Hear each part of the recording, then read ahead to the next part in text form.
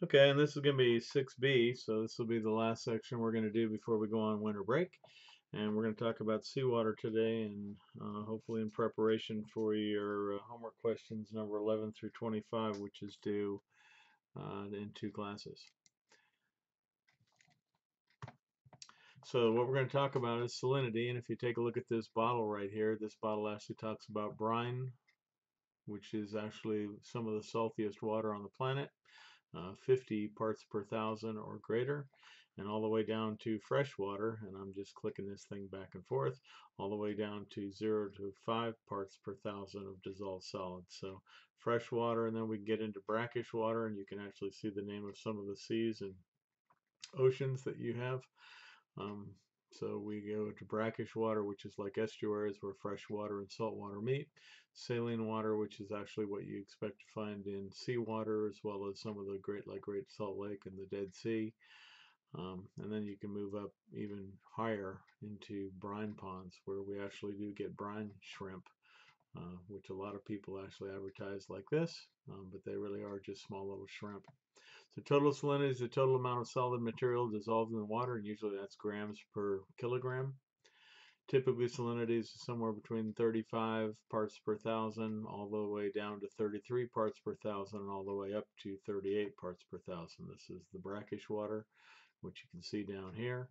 That's what's called hyposaline. And then you also have hypersaline, which is like this brinish water up in here. Well, actually, it's up the very salty water, even in the saline water, and we can go all the way up to the brine.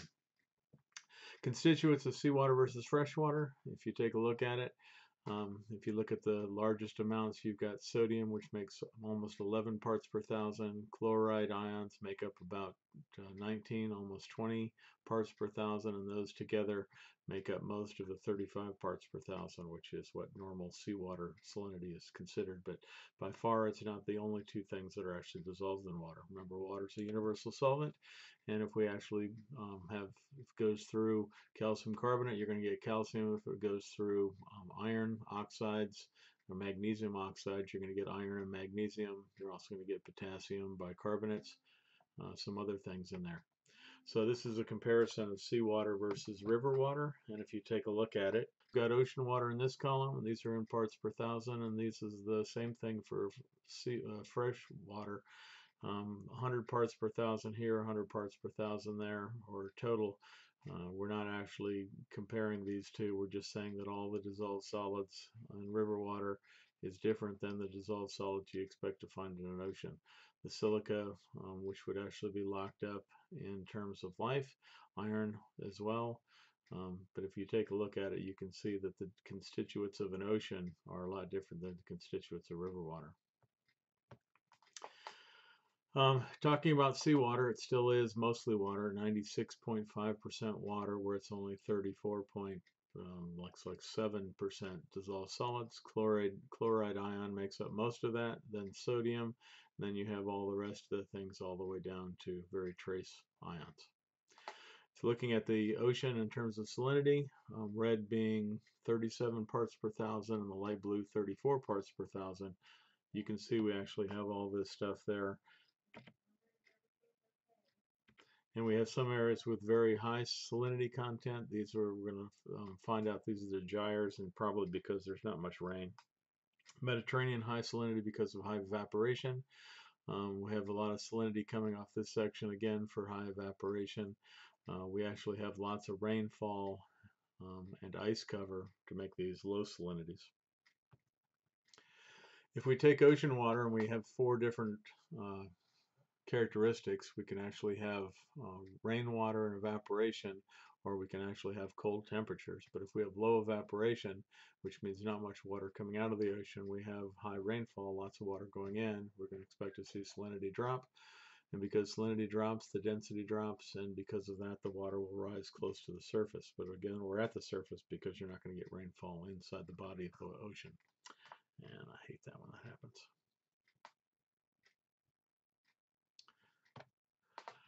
If you have high evaporation where we're going to pull water out and we're not going to put much water in, we get the exact opposite. So salinity goes up, and because of that, the salt content goes up, and because of that, the density goes up, and because of that, the water is going to sink. These two actually are high salinity, low temperature type bodies, so the density is going to go up and water is going to sink. It goes up, density goes up rather quickly because we actually get lots of cold. So we actually take water out, so it actually gets more salty. And you can see this one, temperature goes down, but the density goes up. So density goes up even stronger, and water sinks and water sinks. And again, if you mix these two, you get lots of water. And the exact opposite, you put heat into it, the heat actually increases temperature, which decreases density, and that makes the water rise. And that's why some of this water is actually up on the surface. But again, we do have saltier parts and we do have less salty parts in all the oceans. How do we measure the salt? Well, the first way we can do it is we can actually evaporate the water, and this is how a lot of the world actually gets their salt. They actually let water go into these little ponds, and they let in high solar areas, they let the water evaporate out, and then they actually send in with rakes and they rake the salts out. And at different salinities or different concentrations of water, we get different kinds of salt. And sodium chloride is not the only salt. There's magnesium chloride, there's also gypsum, there's calcite, and other things in the water. So again, it's 96.5% water and only 35% salt. And of the salt, chloride ion, which is negative, and the sodium ion make up a very large percentage of that salt. You can also measure with what's called a hygrometer, and a hygrometer actually is dropping a enclosed metered glass ball inside of the liquid. So if you put this water in, because of the salt content, this would tend not to go down as much and would give you a higher salinity versus if it's fresh water, it sinks and giving you lower salinity. But these are basically giving you an idea of the salinity. You can also do chemical analysis. If you take a look at what's called the principle of constant proportions, regardless of salinity, if you can actually look at the chlorine or the sodium percentage in the water, all the rest of the salts. So even in fresh water, if you look at how much sodium is in there, the chlorine ion is probably about the same. So it's constant proportions regardless of salinity. You can also do what's called chlorinity because the chloride ion is the most popular of all the dissolved solids. If you look at the chloride, you can actually look at the ratio between the chloride and all the rest of the ones, even if the percentage, like if this only is 5%, then this is only going to be 0.3%, but the percentages would be the same. And we can also look at electroconductivity. We can actually put an electrode on one end and the electrode on the other. The more salt, the more water's a very bad conductor of electricity, but you put salt inside of it and it gets better. So the faster the electron and the more the electrons pass, in other words, the current passes through, the more salt. It's actually called a sonometer. Dissolved substances. You can add stuff to the ocean through river input, and remember that's called pterogenous because it's actually pulling it off the continent, and this is the primary method of putting dissolved substances into the ocean. You can also get things circulating through mid-ocean ridges where the water actually sinks into the earth, it gets heated and comes out of those black and white smokers that we talked about. So all those things will increase salinity. You can also remove it by ocean spray. If you've ever been to the ocean, you can probably smell the ocean before you get to it because of the salt spray that actually gets put up. The water evaporates away and the salt is small enough that it floats in the air and your nose picks it up. Recycling through mid-ocean ridges. So not only do we add salt through mid-ocean ridges, we can actually take salt away. Biogenous sediments, actually the hard part of the shells and the fecal pellets that they drop out. Biogenous sediment can actually pull things out of the ocean. And evaporates, where we have hydrogenous. Here's an example of a really good salt remover. This is Death Valley. It actually used to be part of an inland sea, but because it's landlocked, the only way out of this is to evaporate out. And these are salt flats, salt pans. And what happens is the rain falls every once in a while, fills this up with 2 or 3 inches of water, and as the water evaporates, it reconstitutes some of the salt, dissolves it, and then as these things dry up, it actually makes these little walls that you see all over the place. It's really cool to walk on. It's a very crunchy surface. Again, Death Valley in California. Residence time. If you have a very low inflow and a very low outflow, water is going to stay in this area for a long time, as well as whatever's dissolved in it. If you have a high inflow and a high outflow, you have a very short amount of time that this water will stay into this body. So average length of time a substance remains dissolved in water. Long residence times are usually unreactive, which basically means if they stay in for a long time, then percentages themselves probably don't change very much.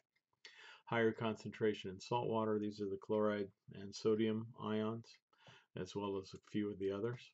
You also have low residence time. These are very reactive, and these are going to be things that are in smaller concentration, and because of biological activity, pulling out silica, pulling out calcium carbonate, the amounts of stuff that actually stay very small periods of time through the ocean. And you also have what's called steady state, where the percentages don't change over time.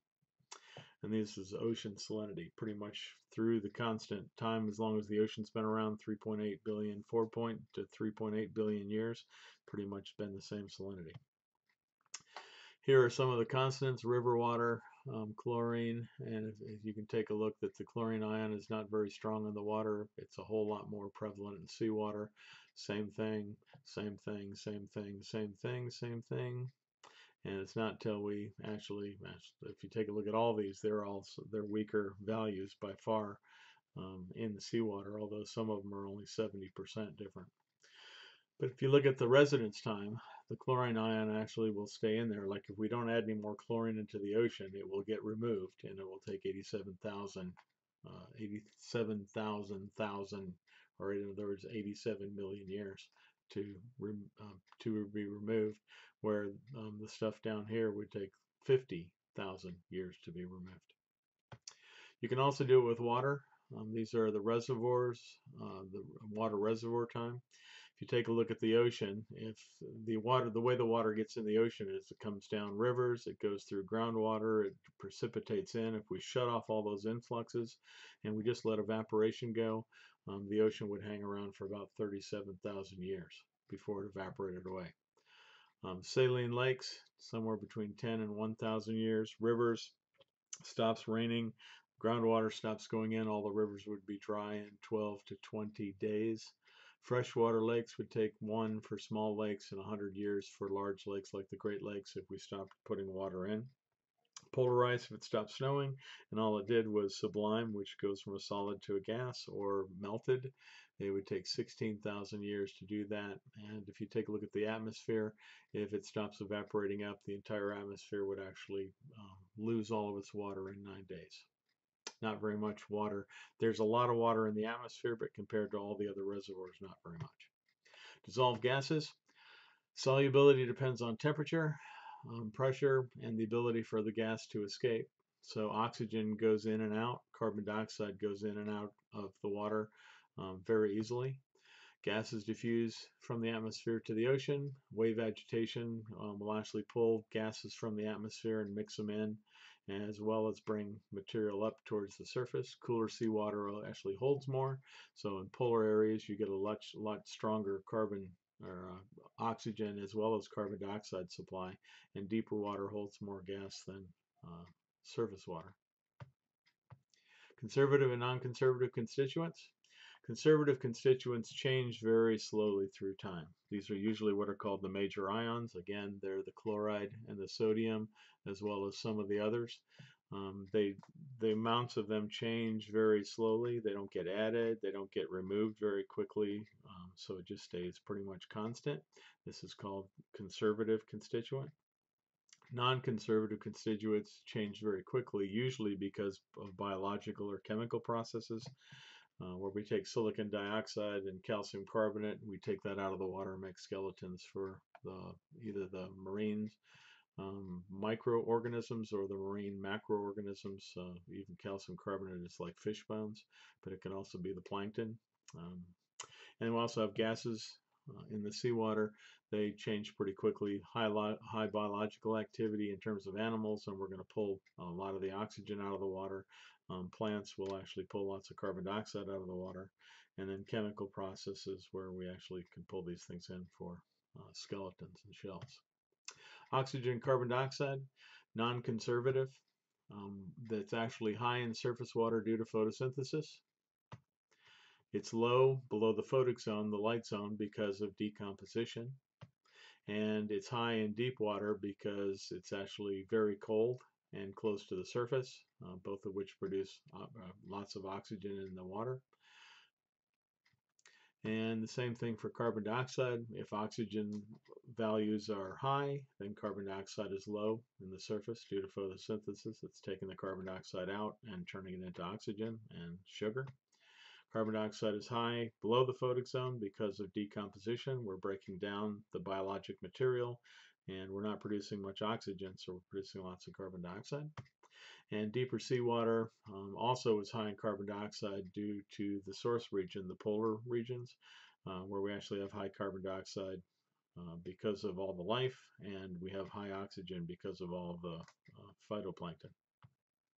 Acidity and alkalinity, this is pH. Acid releases hydrogen ions, and these hydrogen plus ions actually dissolve in water. The higher the hydrogen, the more acidic. Alkaline actually combines the OH with hydrogen and makes water and actually pulls the acid out, which makes it more alkaline or basic. pH measures the acidity and alkalinity. Low values of pH are considered acid. High values of pH are considered alkaline or basic. Normal pH is 7, and oceans have a pH of about 8.1. So they're a little bit more basic, a little more alkaline than what freshwater is. Carbonate buffering system ensures that we keep it at an 8.1. This is what the ocean wants to be. This is what all the critters in the ocean want it to be.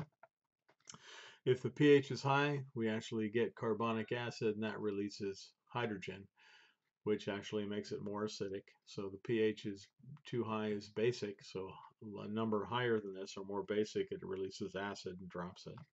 If the pH is too low, carbonic acid actually combines with hydrogen, making carbonic acid, which actually pulls the hydrogen out and actually takes the acidic and makes it more basic. So it actually keeps it right around that 8.1.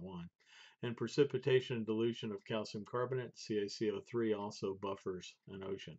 And if you take a look, carbon dioxide plus water gives you carbonic acid plus hydrogen. So if you actually turn this in basic, you get a little bit more of this, which makes acidic. And if you get too many of these, you actually kick it back the other direction and you can make it basic. So too high a pH, basic, and you start producing an acid, which buffers it.